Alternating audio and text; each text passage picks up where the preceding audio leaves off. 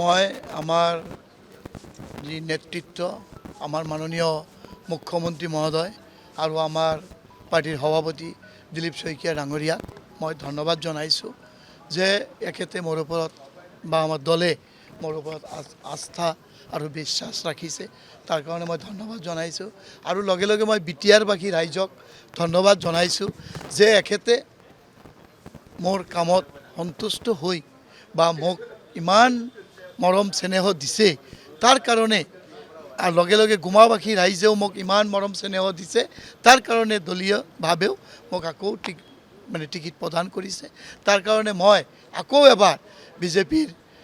আমাৰ মাননীয় মুখ্যমন্ত্ৰী মহোদয় আৰু বিজেপিৰ সভাপতি দিলীপ শইকীয়া ডাঙৰীয়া আৰু বিজেপিৰ প্ৰত্যেকজন কাৰ্যকৰ্তা বা বিজেপিৰ প্ৰতিনিধিসকল সবকে মই ধন্যবাদ জনাইছোঁ আৰু লগে লগে মই আশা কৰোঁ যে মোক যি সুযোগ দিছে মই ভাবোঁ যে ৰাইজে হয়তো মোক আকৌ এই কাম কৰাৰ সুযোগ দিব আৰু যাতে মই ৰাইজৰ সেৱা কৰি যাব পাৰোঁ। যথেষ্ট ভোটৰ ব্যৱধানত জয় হৈছিলে আৰু এইবাৰ কেনেকুৱা ধৰণৰ মানে ভোটৰ ব্যৱধান মই ভাবোঁ যে লাষ্ট টাইম মই গোটেই বিটিআৰত ছেকেণ্ড পজিশ্যন আছিল কিন্তু এনেকুৱাই এটা পজিশ্যন আহিব বুলি মোৰ এনেকুৱা লাগিছে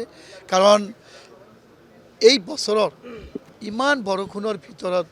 এই বছৰত যেদিন হাইষ্ট 24 ঘণ্টা বৰষুণ হৈছিল তাৰ মাজত আমাৰ মাননীয় মুখ্যমন্ত্ৰী মহোদয় গুমাৰ সমষ্টিত এটা প্ৰগ্ৰাম আছিল ইমান মানুহ হৈছে মই তেতিয়াই ভাবিছোঁ যে গুমাত বিজেপি এবাৰ 100% জয়ী হ'ব। কংগ্ৰেছৰ ফলাফল মোৰ হিচাপত বিগ জিৰ' হ'ব।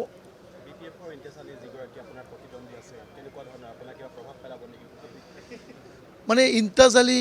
মানুহটো আপোনালোকে সাংবাদিক ভাইসকলে নিশ্চয় জানে যে এখেতে এজন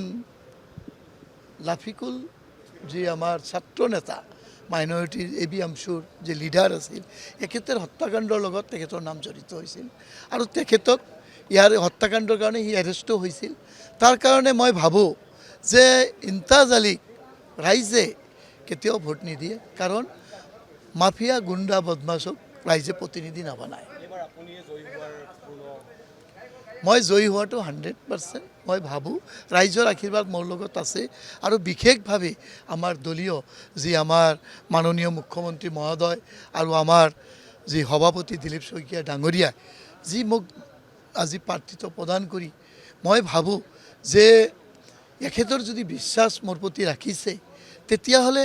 ৰাইজৰ বিশ্বাস মোৰ লগত আছে তাৰ কাৰণেই দলে মোৰ প্ৰতি বিশ্বাস ৰাখিছে আৰু মই আকৌ এবাৰ আমাৰ মাননীয় মুখ্যমন্ত্ৰী মহোদয় আৰু আমাৰ সভাপতি আৰু আমাৰ কোকৰাঝাৰৰ ইনচাৰ্জ মিনিষ্টাৰ আমাৰ অশোক সিংহাল ডাঙৰীয়া আৰু